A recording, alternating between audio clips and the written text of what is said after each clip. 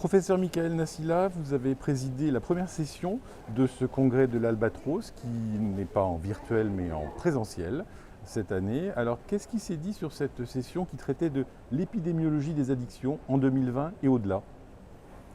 Eh bien écoutez, donc on a eu une session très intéressante sur l'épidémiologie avant pandémie et aussi sur les prédictions après pandémie. Il a été beaucoup question de l'alcool et des opiacés. Donc l'alcool est toujours un problème très important au niveau mondial avec 3 millions de morts, une mortalité très importante, notamment la classe d'âge 20-30 ans où on a 20% de mortalité chez les hommes et 5% chez les femmes. L'OMS qui a recommandé pour 2025 vraiment d'essayer de réduire de 10% la consommation d'alcool et en fait le professeur Jürgen Rehm a bien positionné le problème en disant que jamais on n'atteindra cet objectif de réduction de la consommation d'alcool et donc c'est quelque chose qui va rester très problématique les années à venir et il est surtout question de mettre en application des mesures efficaces mais courageuses et que peut-être il va falloir mettre un peu plus la pression sur les gouvernements pour prendre la mesure de tous les dommages liés à l'alcool. Et puis aussi, tout de suite pour continuer sur l'alcool, l'idée que peut-être, même si la pandémie, il y a eu un petit peu de diminution de la consommation d'alcool pendant la pandémie, mais en fait,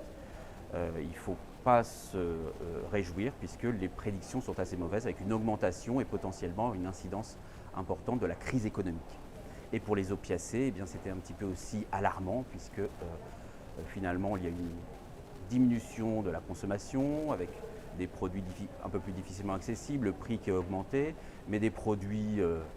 moins purs et qui a entraîné encore une surmortalité et des overdoses liées aux produits. Et les projections, tout comme l'alcool, ne sont pas très bonnes.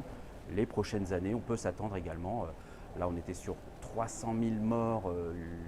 les 2 dernières décennies, on peut s'attendre à quelque chose comme 500 000 morts suite aux surdoses opiacées dans la prochaine décennie. Donc vraiment les choses sont assez inquiétantes et on voit toute l'importance politique mondiale avec non seulement des mesures à prendre au niveau international, mais également que chaque pays prenne la mesure des méfaits et des dommages créés par ces substances. Voilà, et puis surtout anticiper potentiellement les effets de la crise économique, qui, on le sait,